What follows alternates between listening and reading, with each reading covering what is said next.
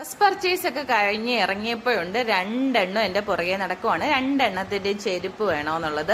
പുതിയ ചെരുപ്പും കൂടെ ഉണ്ടെങ്കിലേ ഇനി രണ്ടെണ്ണത്തിന് ഒരു സമാധാനമുള്ളൂ. അങ്ങനെ ഞാൻ രണ്ടുപേരടുത്തും പറഞ്ഞു, ഒരു കാര്യം ചെയ്യാം, രണ്ടുപേർക്കും ഒരേപോലുള്ള ക്രോക്സ് ടൈപ്പിന്റെ ചെരുപ്പ് വാങ്ങിത്തരാമെന്ന്. അപ്പം അങ്ങനെ സമ്മതിച്ച് കയറിയതാണ്. ഏക്കുട്ടി അവിടെ ചെന്നപ്പോഴത്തേക്ക് വിധം മാറിയിട്ടുണ്ട്.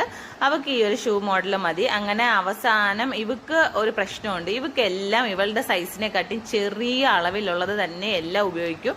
ചെരുപ്പിനോട് അതൊന്നും പറഞ്ഞിട്ട് കാര്യമില്ലെന്ന് പുള്ളിക്കാരത്തേക്ക് മനസ്സിലാവില്ലല്ലോ. അങ്ങനെ ഈ ഒരു പിങ്ക് ഷൂ എടുത്തിട്ടുണ്ട്. പിന്നെ കളരിക്കും ഡാൻസ് ക്ലാസ്സിനും പോകുമ്പോൾ ഇടാൻ വേണ്ടിയിട്ട് കുറച്ച് ഷോർട്ട്സും ടീഷർട്ടും ഒക്കെ വാങ്ങിയിട്ടുണ്ട്. അത് കഴിഞ്ഞപ്പോഴത്തേക്ക് ആശാന് കർച്ചീഫ് വേണമെന്ന് ഞാൻ പറഞ്ഞു, അതിന്റെ ആവശ്യമില്ലെന്ന് പറഞ്ഞാൽ അത് അവിടെ തിരിച്ചു വെപ്പിച്ചു. പിന്നെ ഫുഡ് കോർട്ടിൽ ചെന്ന് ഫുഡൊക്കെ കഴിച്ച ശേഷം ഹൈപ്പർ മാർക്കറ്റിൽ കയറി.